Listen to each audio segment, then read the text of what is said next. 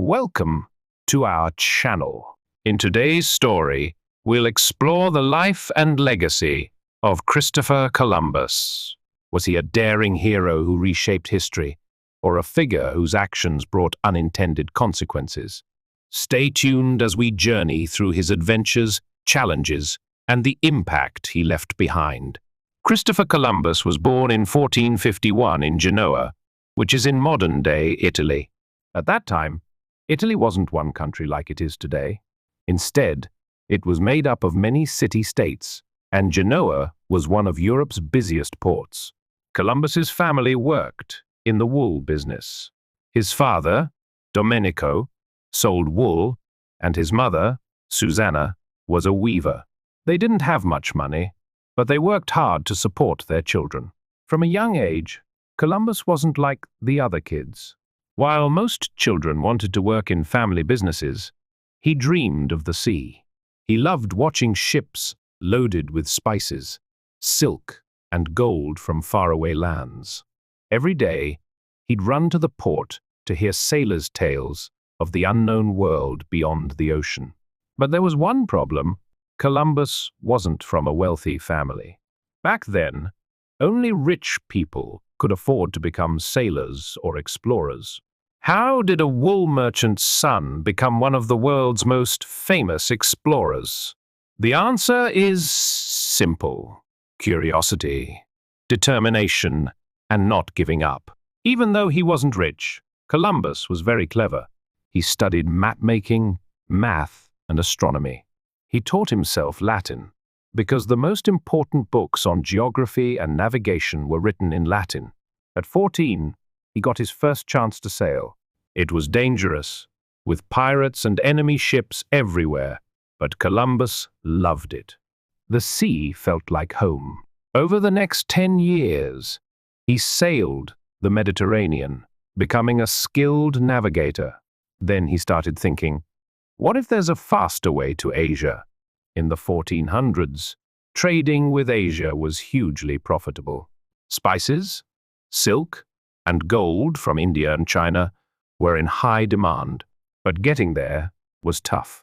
The overland route, the Silk Road, was controlled by the Ottoman Empire, making it risky and expensive. The sea route around Africa was very long. Columbus had a bold idea. What if he sailed west, across the Atlantic Ocean, to reach Asia? Because the Earth is round, Columbus believed he would eventually reach the other side. It sounded reasonable to him, but there was a big problem. Nobody else believed him. Most people thought the Atlantic Ocean was just too wide and full of dangers. Some even imagined there were monsters in the ocean, or that ships would fall off the edge of the world. But Columbus refused to give up. He needed money and ships to try out his idea. For years, he went from one king and queen to another, asking for support. First, he tried the King of Portugal, but the answer was no. Then he approached King Ferdinand and Queen Isabella of Spain. At first, they also said no. Still, Columbus didn't stop. For 6 years, he worked to convince them. He argued that if his plan succeeded, Spain would become the wealthiest and most powerful country in the world. Finally, on August 3, 1492, Columbus set sail from Palos de la Frontera, Spain, with 3 ships: the Nina, the Pinta, and the Santa Maria. The journey was filled with mystery, danger, and hope. The Nina was small but quick. The Pinta was sturdy and fast. The Santa Maria was the largest ship, though it was slower and heavier. Columbus was confident that in just a few weeks he would reach Asia, but he was really heading into the unknown. At first, things went well. The sea was calm, the wind strong, and the crew excited. They sang songs, shared stories, and dreamed of finding the treasures of Asia. But before long, problems began. The wind shifted direction, slowing them down. The crew became restless. Most of them had never been so far from land before. Food and water supplies were limited, and the salty sea air made everyone constantly thirsty. As the days turned into weeks, fear spread among the sailors. Some began to whisper, what if Columbus was wrong? What if they never found land? What if they sailed too far and couldn't make it back? Some even believed the old myths about sea monsters that could swallow entire ships. By September 10, 1492, they had been at sea for over a month, traveling thousands of miles without sighting land. The crew started losing hope. Some wanted to turn back, others whispered about throwing Columbus overboard, and a few even broke down in tears, convinced they were doomed. Columbus, however, remained calm. He knew that if he showed any fear, the crew would lose all confidence in him, so he kept their spirits up by promising that land was near. He told them about the treasures that awaited them, and ordered them to watch for signs of land, floating leaves, birds, or changes in the color of the water. Still, the men grew more impatient, demanding proof. Finally, on the night of October 11, everything changed. Rodrigo de Triana, a sailor aboard the Pinta, shouted, "Land! Land!" Everyone rushed to the deck. In the distance, they saw a dark shape. Tears filled their eyes. They laughed, hugged, and some even knelt to pray. Early on October 12, 1492, Columbus and his men set foot on an island in what we now know as the Bahamas. They were in the New World, though they still believed they were close to Asia. The island was lush and beautiful, with green forests, clear waters, and golden beaches. They also saw people, the Taino, the native inhabitants of the Caribbean. These people had dark skin, black hair, and wore simple clothes made of cotton. When Columbus and his men first met the Taino people, the Taino welcomed them warmly. They offered fruit, parrots, and handmade gifts. Columbus thought he had reached islands near India, so he called the people Indians. The Taino had never seen ships, metal swords, or men in armor.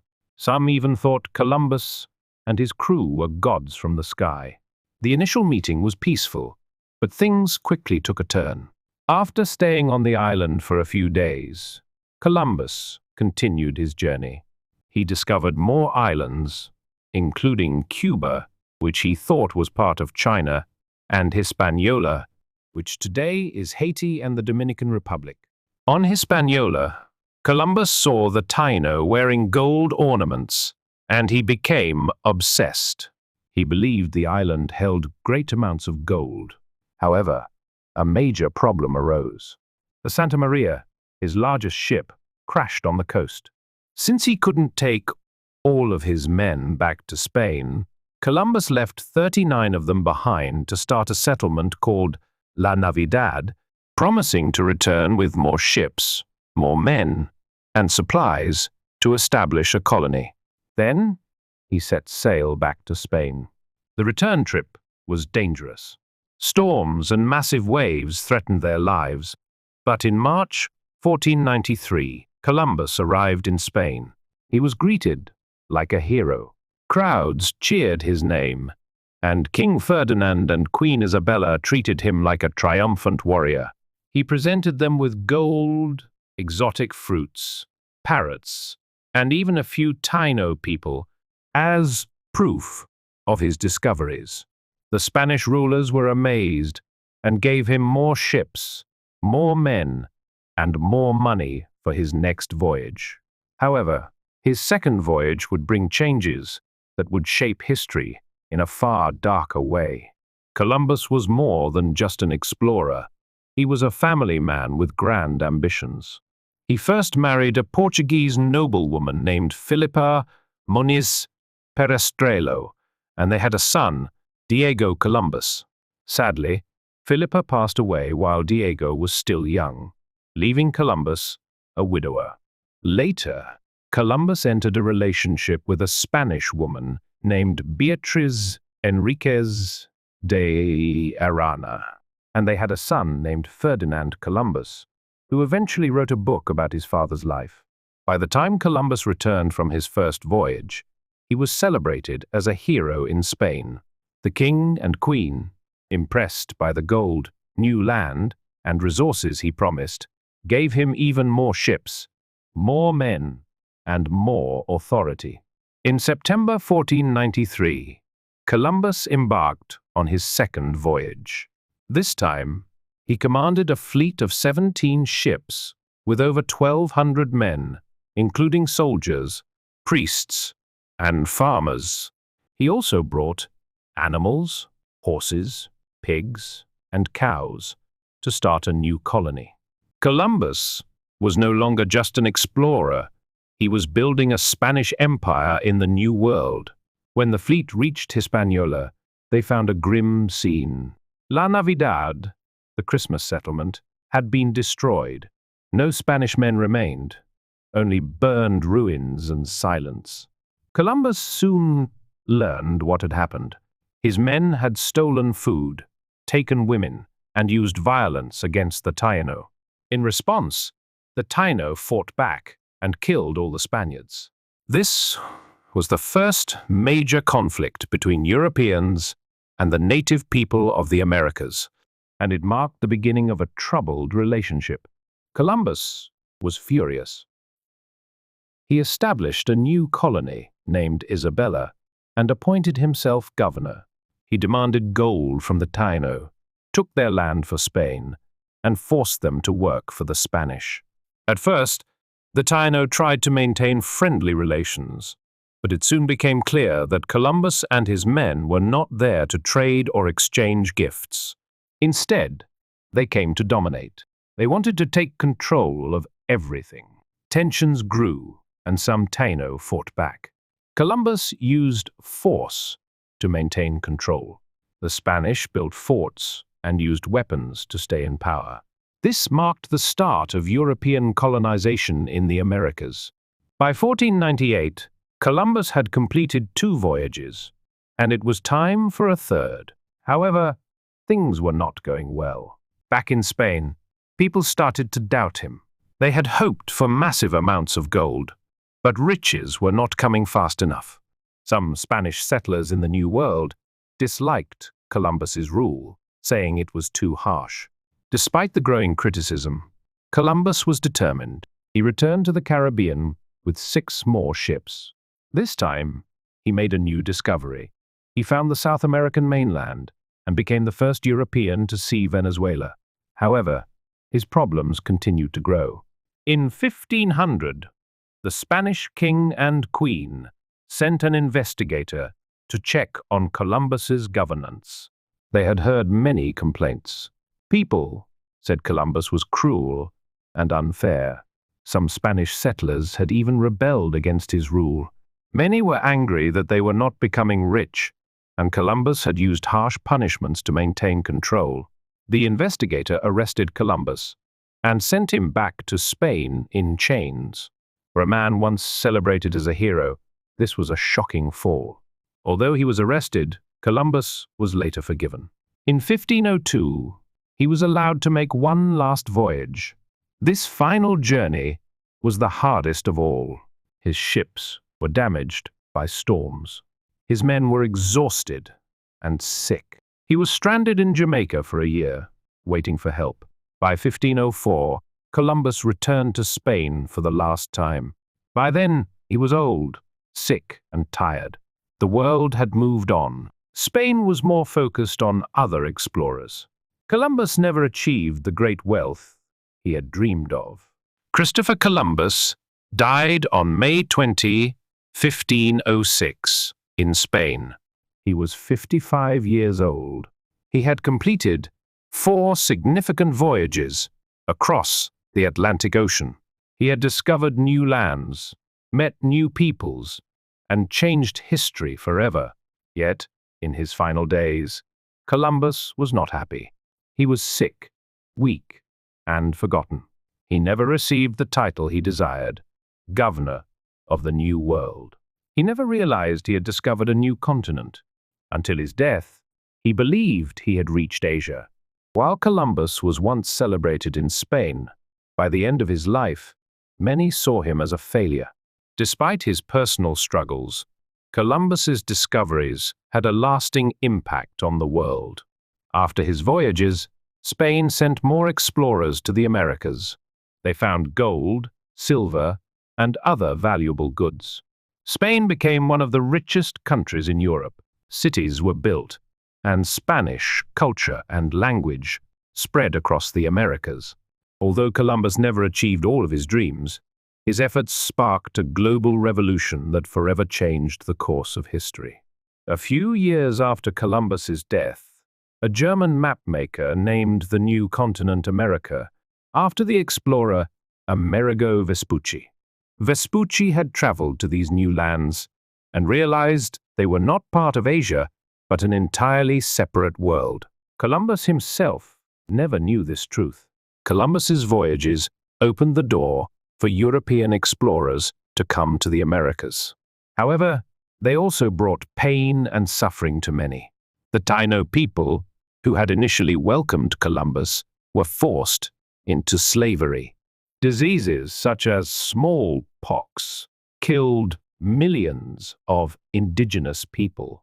European conquerors took land and power, forever changing the lives of the native populations. Today, people continue to debate Columbus's legacy. Some view him as a villain because his arrival led to the destruction of many indigenous cultures, the introduction of slavery, and the harsh treatment of the Taino. Others see him as a hero who courageously connected two worlds, proved long-distance ocean voyages were possible, and set the stage for global trade and exploration. In truth, history is complex. Columbus was ambitious, brave, and determined, but he was also harsh and ruthless. Today, he is remembered in many ways. Columbus Day is celebrated in the United States and some other countries on October 12. Cities, rivers, and even a country, Colombia, are named after him. However, many people protest Columbus Day and call it Indigenous Peoples Day to honor the native communities who suffered as a result of his actions. No matter how people view him, one thing is certain: Columbus's journey changed history forever. His story teaches important lessons: dream big and take risks. As Columbus did, even when faced with doubt, never stop exploring, for the world is full of unknown opportunities. And understand that power comes with responsibility. Columbus discovered new lands, but his actions caused great harm. History reminds us to use power wisely and to consider how our actions define our legacy. Columbus sought to be remembered as a great hero, but history views him in many different ways. What we do in life affects future generations. What's your take on Christopher Columbus? Do you think he was a hero who changed the world, or a figure whose actions caused great harm? Join the conversation. Share your thoughts in the comments, and let us know what you think about his legacy.